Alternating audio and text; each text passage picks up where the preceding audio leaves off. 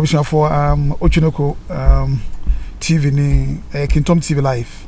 Facebook Live Otwinoko come on your commercial line 0244840108.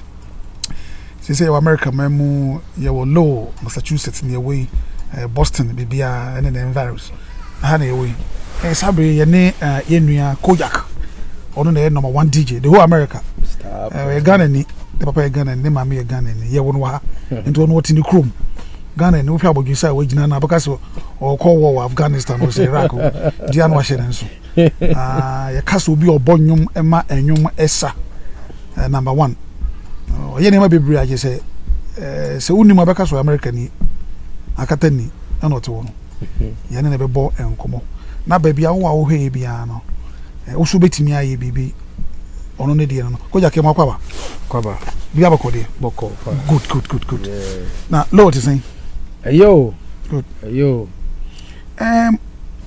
Why you to say DJ when in saying? But I can say about 25 years. 24 years, good. Yeah. Usia say bia wo DJ bia na odi na chi and say ubi na a year ya ma osusu ube ye DJ. Say by. Yeah, me papa na pretty much no penyum pa so you will feel you know ball say 18 months and Papa Yans and Jualaka nomne, you know, even deeper cry call like Bob Cole, you know, all those guys, you know. Yeah, old school. So I don't know you know, tip I said no, I like this. So you hold them away. Because you know utie no fear, but then first time maybe a upia bontia. Yeah. Oko bodu mama nkrofo who say Kojak no e ba ne saying. Oh, so I mean that one no in time. I mean I can say something started like around 15, 18 started something about professionally. Now the first gig I boy was at Northeastern University, Boston. That one Jerry Hansen, the bar I say from the Ramblers. So many on a you know ball program pretty much.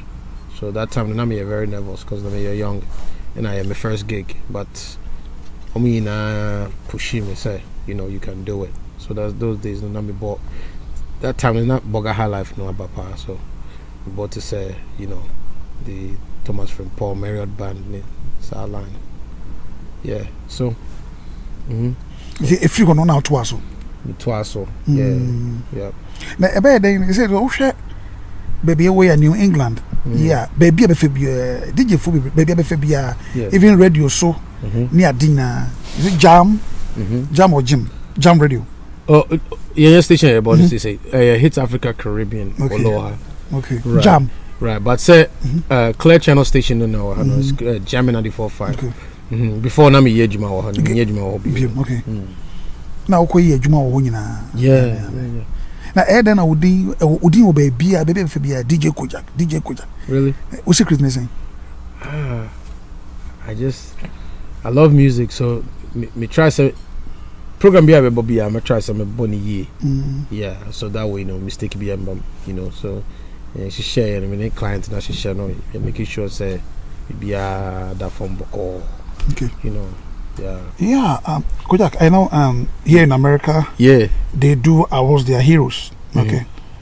And viewers would like to know the kind of awards that you know you've won. And maybe some of the admiration that you've won, you know, across America. I mean I received last time we spoke, I had just received the DJ of the Year award to the EMMP group in New York City, which was DJ of the Year award, and they pretty much work with Shaggy, Rayvon, you know, those Mama T's the head executive president of that, and they acknowledged me based off of my work ethic. So they discovered me and they reached out and said, you know, we want to work with you, and I did my part, and you know, I was just informed that I was getting the DJ of the Year award, so it was a shock. Also received an award from Mr. CNN from 3G Media for first African to play African music on a Clear Channel station. Wow. So that was big. That was back when I was on, jamming 94.5 here locally in Boston. That's a Click Channel station, FM station. So, yeah, a few awards, a few accolades, but the biggest award is when somebody comes up to you and tells you that you've done a great job, or you made their wedding, what it is and what they were, anticipating. That's heartwarming to me. So it wasn't by merit, but it was by recognition, isn't it? Right. Okay. Right. So, and it feels good because we put a lot of work in this game. It's not easy. It's very competitive. We have a lot of competitors. We got some great competitors, especially our own brothers and some sisters. There's a lot of there's even girl DJs out there right now, that are coming up in the game, which is great. They look at us as mentors, so we coach them and we give ideas. They reach out to us like, can you train us? Can you give us ideas? And I'm very, very approachable, so you can definitely talk to me, or my whole team. We can definitely, try to coach you if that's what you want to do and that's the direction you want to go. So, I know, you trying to share your experience with us. Yeah. And I'm sure you did not get it on the silver platter. Right. Yeah, I know the young ones are also watching and they need inspiration from some people like you. Right. Can you share with us how the whole thing started? Did you go for radio school or DJ school or whatever? How was it like? Can you share with us something little how the whole thing came into being? It was more self-taught. So I pretty much fell in love with music. I got that from my father, Mr. Yauchum Sechi. He was big into music. He was a computer guy, but he loved his music. So around the house, you'd be hearing the E.T. Mensahs, the Ramblers. You'd be hearing, all the old school, even Bob Cole. You'd be hearing all those, old school songs. So I would just gather all those tapes, and just listen to them and play them back. And then gradually adapt to the African music. So as I started getting more interested into it, he actually bought me my first DJ equipment. So once he did that, then I started buying records, like actual vinyl records, and then playing those records and stuff like that.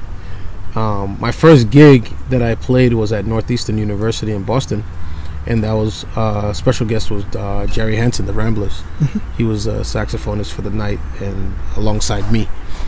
And that was very inspirational because, I was like, my first time, I was nervous, and he actually was like, yeah, I know it's your first time playing, but, just, go with the flow of the crowd, and I'm here to also back you up with my horn, and we'll have a great night. And it was truly a great night. He actually wrote me a letter when he left.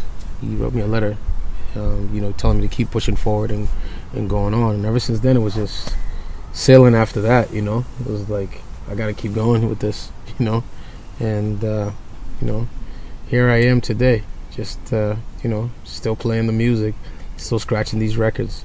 I deviated into the dancehall scene, dominated that. I fell in love with reggae music. So I was playing a lot of Shabba Ranks, Buju Banton, Super Cat, those guys, the veteran dancehall artists to start. Obviously started with my Bob Marley records and my culture and, my roots rock steady music. But we're talking about inspiration. Yeah. Young guys over there are watching you and they want to take inspiration from you. What do you have for them? Just stay original and believe in yourself. Believe in yourself, believe in your craft. Don't listen to what anybody's going to say to you.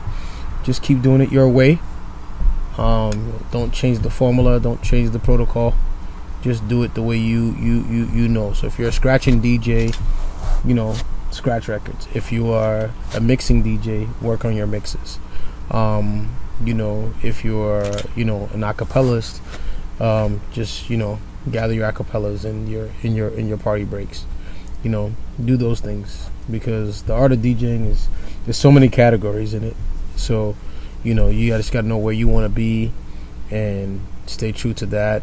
Just, be a collector, collect a lot of, gather a lot of music, and you got to crawl before you walk. So make sure you got your foundation intact. So you got to know, you got to have your old school, just as I stated, with the Ghanaian music. I was lucky to start out with Bob Cole, Ramblers, E.T. Mensah, those kind of hear those kind of music. You know, that time there was no drum machine or anything of that nature. It was just strictly real live instruments that were being played here. So you catch the melodies, you catch the guitar, you catch the flute, you catch the drums, you know. So you're learning. And also I played drums too, so that also helped. Yeah. So I was part of a drum corps out here in Providence, Rhode Island, Spartan. So I played a lot of drums. I was a quad drummist and a snare drummist. Yeah. So the quads are like the 4-set.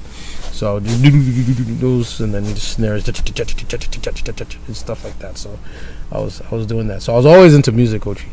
Wow. Always. It was from birth. It's just I love music. So one can say it was your gift, but it was being refunded by Bob Cole, or the man that you just mentioned.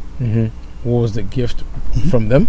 No, you. From me? Yeah, it was your gift by birth. But if I had not been that gentleman, I don't think you wouldn't have been here by now. Yeah. I mean, if it wasn't for that, I wouldn't be here. I wouldn't have gained the interest. So do you give credit to him? I give credit to all of those guys. Is he alive? No, they're dead. Let's pass on. They're gone. Wow. Dead and gone. You know, they probably were gone when I was listening to them.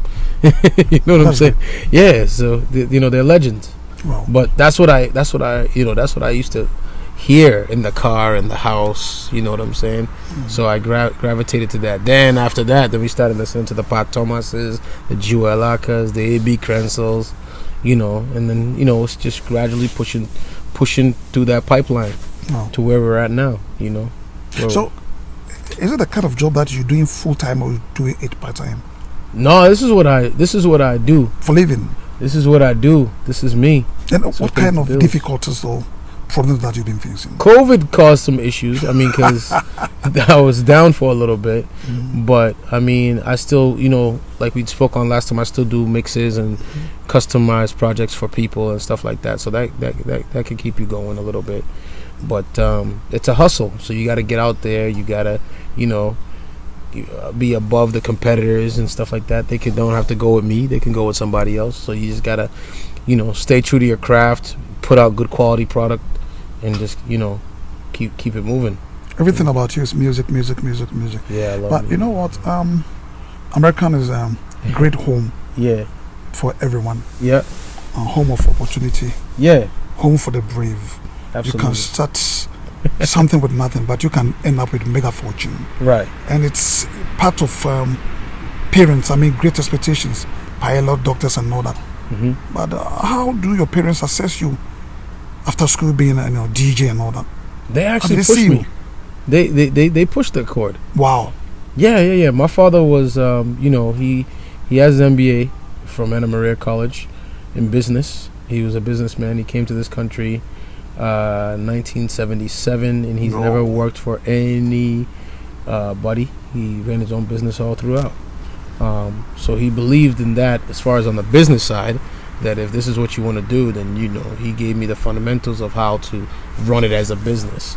And because it's the business side of it, there's the passionate side of it, and then there's the business side of it. So he showed me, he gave me those gems, you know, and he gave my mother those gems. My mom had an African market, you know, and so it was not working for anyone. Fortunately, they were just running businesses. So, you know, I was lucky in that realm to get that kind of teachings when it comes to, you know, running a business. But yeah, the struggle was real. I mean, there was still ducking immigration and, you know, trying to figure it out and doing it. It wasn't just handed to them. It was real, as most of typical Ghanaian brothers and sisters stories that come here, you know. But they made it through, and you know, here we are. Were you having a different dream, like this is what I want to do, but it all changed to be, you know, a DJ? Yeah, I wanted to be a cop. Oh wow! I wanted to be a police officer, but I didn't want to go to the army though. Okay. I definitely want to be a cop. For some reason, I want to be a police officer. Is there any regrets for not being a cop? No, actually, I'm fine. I mean, but you can say, well, to the I could have gone to the police academy, but that's that. When I was a kid, that was what I was, you know, singing. That was the tune. I want to be a police officer. Now you've got a change of mind. Right, just the music just overshadowed that, right? You're afraid to be gunned down by the criminal. No, I mean, I love guns. Wow. So I mean, that's not the issue. It's just, I don't know. Just the interest with the music was high, and I really just fell in love with that. Like I remember I used to listen to like Nat King Cole, like his record. Okay. Like I would literally, my turntables was right by my bed, and I'll put the headphones on, right, and it will play till, you know how like a record it finishes and it has all the static on the bottom. You just hit in my headphones. Wow. Yeah, like 3 a.m. I'm like, oh, I gotta take the needle off, and yeah, that would put me to sleep. Wow. Yeah, listen to stuff like that, you know, and jazz. I liked a lot of jazz. So if you listen to a lot of my mixes right now, I try to see if I can find a jazz version of a song or a saxophone version of a song. That's just me being unique with it, you know. I think it's a very mellow kind of, you know, cool music that just stimulates your mind. So I try to go that direction sometimes with it. With all the gigs that you've played, Yeah. which one was the bigger one, which, you know, put a smile on your face? Do you remember anything of that sort? Wow, that's a good question. That's a really good question. I don't even know what to say on that one. Like, a lot of them are great. Oh, wow. The one that I can remember forever. Mm-hmm. The biggest one ever. When I was on stage with Sean Paul. Wow. Yeah, that was big. That was like 30,000 people. It was huge. And I was on set. I had a set. And I rocked it with the dancehall music. Like, erupted the place. Did it my way, my style. No holds barred. Just Kojak, just go crazy. And I had the crowd engaged. I had them moving from the left to the right. It was just nuts. That was back when I was on there with jamming, and we did that. That was a big one. You know, what year was it? That was around 07. Yeah. Wow. Yeah, man. And the money involved was boom. I mean, we were doing it. We still doing it. You know, we still doing it. I feel like I'm making more now than in that time, because obviously wiser, making better decisions, and since we've sustained a very trustworthy place in the game, people do trust that we're coming to deliver, so pricing's not an issue. Wow. Luckily it is for some, but luckily for us it's not, you know. So yeah, you know, but we're not here to kill nobody. At the same time, we're very negotiable. We can, you know, we'll work with you, but because we want to be there, we want to have you taste the experience, you know.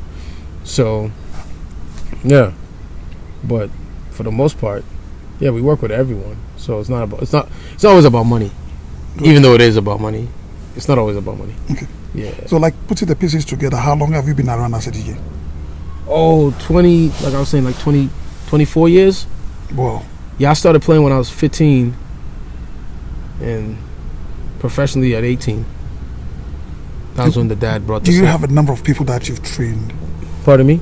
That I've Do you have trained? a number of people that you've trained? I think I've inspired at least our whole team. I mean, even though as I grew up, I was studying people like, you know, Sweet Sam, Robert Kissy, DJ Katabo, Prince Paul, obviously, and I work with Prince Paul now.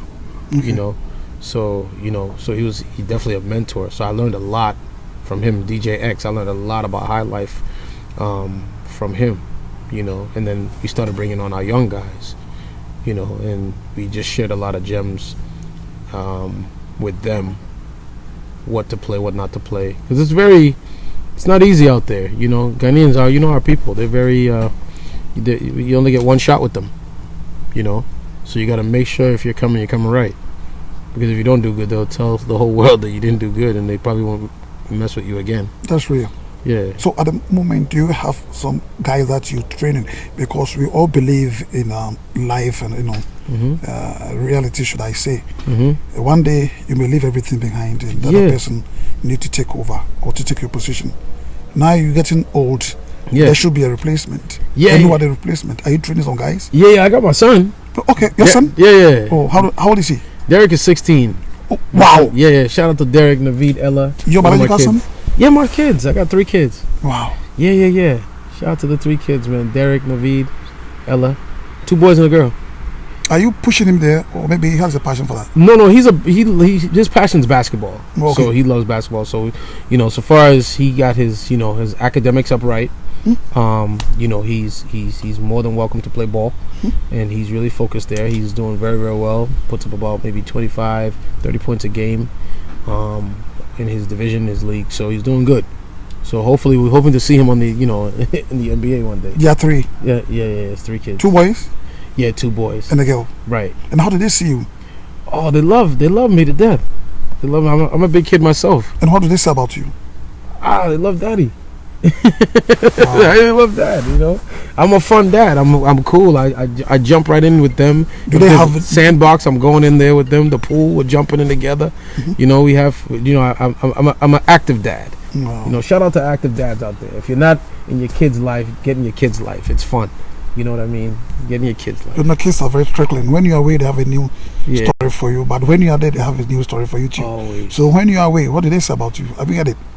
I've heard great things like, oh, daddy's crazy, daddy's fun. When you're away? Yeah, when I'm away. You know, their parents, their moms will tell me, yeah, you know, they're really fascinated by you and stuff like that. So just keep doing what you're doing, type of thing. So, yeah. So with this job, it's like genuine. With this job, like you're going around, you know, like the puzzle. And how do you, you know, combine the two, raising kids and this job? Or is it like, is it difficult? No, it's not. I've adapted. So it's not difficult. It may be to some, but it's not for me. My energy is always high, so I'm always in, you know, a very high energy, good spirit. So yeah, I get it done. It gets hard and challenging at times, but you know, I still get it done, get it handled. Well, that's great. Yeah. How do you want to be remembered? Be remembered. How do you want Like to be the legacy? remembered? All over the world. When you are no more. Right. Or maybe you quit the said business. Right. How do you want to be remembered? That the guy was not just a DJ; he was an entertainer. Okay. Yeah. Because like I said, it's an experience. You know, I want to make sure every event that we rock is an experience, and it doesn't matter the capacity or the amount of people that's there. Like I said, we've played for, you know, stadiums of crowd. You know, and then, you know, we've even played for people like 30, 40 people. You know, it depends, but everywhere we play, we definitely want to leave our mark there. Like, no, this was you know, these guys are experienced. It's a good event. They held a high level of professionalism. They made it happen, and we will definitely go back to them again. Wow. Right. So that's the motto. That's what it is. That's interesting. Yeah. With all the big guys names that you've mentioned, artists, DJs, and all that, most of them are musicians. And do you have any dream of, you know, coming out with a single with said guys? Have you tried? One guy is working on. Shout out to SKF, Mr. Frimpong. Mr. Yeah, The photographer. Yeah. He's like, he you know what he told me? He's like, I will fund your song. Your energy is so high that I think if we get you in the studio and we get people to write the song for you, it will blow up. So I will pay for it. I'll fund it. So we're gonna all hold them to that. You know, Otwinoko production, SKF production, Mike D production, whatever. Everybody's getting involved. We're gonna do this. One song. All I need is one song. I've done a song though. I've done 2 songs. Wow. Yeah. I've done 2 songs. Can you share with us how it goes? Oh, it's cool. The artist that I worked with, it was Mad Boy at the time. Now his name is Pelpa, Jamaican artist. And I did ad-lib. I did hype up verse. Can we have so like everybody put your hands in the air. Everybody put your hands in the air. Put your hands up, stuff like that. So just getting them excited, just as I would do when I'm playing a DJ in a party. You know what I mean? Right. So that was a vibe. So when I went into the studio, he told me to do it this way. So that, you know, I'll go into the booth, I'll do my hype thing. The guy said, "All right, get out," and then. and then there was disaster. But no, it wasn't a disaster. They're now sequencing it all together. So once they actually put it together, I'm like, wow, that's me. Like that's me. Wow, that's wild. I did that. You know, and it's cool. I checked Apple Music the other day and it was there. It is shock. DJ Kojak. Wow. Yeah. So stuff like that, just like you be. Wow. So, like, we have a bunch of DJs in Ghana, and most of them love to travel to America and, you know, explore. Yeah. Would you advise them? Can they penetrate? Yeah, of course. Why not? Why not? They can. They're very talented. Very, very talented. they're more. I would say they have more time there on their hands to really indulge in it than here. You know, here with all the stuff that's going on and distractions and the laws and the rules and stuff like that, you can get caught up with life here. You know what I'm saying? Over there, if you really focus on this is your craft and this is what you're doing, and you lock yourself up, you'll have a little bit more time than we do here. Wow. So you can definitely. I know a lot of great DJs that are in Ghana. Wow. That are really good. Is there any bad dream of you coming home to settle and walk people through the kind of experience, what you've learned as a DJ, as in music, and all that? No. I mean, definitely. Why no? I would love to come home. That's my home. Ghana's home. Permanently. I'd go out there. I don't know about permanently though, but I had to think about that one. But I mean, I'd be out there though. I'd go out there, you know what I mean, and see, you know what I'm saying? Cause y'all are crazy over there, man. You know, we talked about that last time. People just, free show in the streets, man. Just peeing on the ground and stuff like that's crazy. People crazy. Wow. But that's my home though, and that's the culture, that's the motherland. So definitely, I wouldn't mind at all, just coming out there. No. If the situation makes sense. That's true. I know you have like programs that you play in Worcester where they have number of Ghanaians being settled there. So you do play, Ghanaian music, high life, and all that. Yeah. Which of them has been your favorite on the field of high life, rock, and other stuff? With just Ghanaian music, I would say high life is my favorite. Okay. You gotta definitely an artist. Shout out to Daddy Lumba. I love Lumba. I love Korean Tree. I love Dada KD. I listen to all those guys. Thomas Frimpong. Thomas is dead. Dead. Joel Akatu gone. Dead. CK Man. Papa Dead. Jansen. Dead. Yeah. But that's the stuff I grew up on. And then it jumped into that was what the Bugger High Life set. And then now, we got the Lumbas and stuff, which is, he's still doing great. We need him here. So if you watch this, Lumba, I know this is your guy. We need you. Worcester, come out. Your fans want to see you. Wow. Really, they do. It's crazy. Korean Tree comes here a lot. Yeah. Yeah, he's always here. And last time you'll be here this year. Yep. Shout out to Big Shoe. We got also the 27th of August. We got the concert coming up. Korean Tree? No. This is Famille Aquabua, Kofi Kenata. Wow. Shout out to Big Shoe Productions on that one. That's a big one. That's happening in Worcester. So that's great. Yeah. Well, you've spoken at length, and I just want to take leave of you. People are watching this around the globe. What will be your last message or take-home message? Say bye-bye to them. Yeah, thanks for, first of all, thanks to you for having me on your show once again. We're going to keep pushing the music and, keep pushing the business. DJs out there, that up-and-coming DJs, you want to be a DJ, just stay true to yourself, keep it original. Start from your roots, you know what I'm saying? Respect your elders, you know what I'm saying? And the pioneers that, set the pace before we came along. And, just keep playing good music. That's pretty much it. If you love it, just keep playing it. Study it, understand it, categorize it, and play it. Let people see who you are. That's it. This is what I would like to say bye-bye. It has been so great interview with Kojak, #1 DJ in America. Though we're here, Low Massachusetts, and I think we're not going to end it here. We're going to pick it from where we're ending it today, some other time. Yeah. See you. It has been Otwinoko. All fun. And Kojak. Bye-bye. Salute. Blessed love.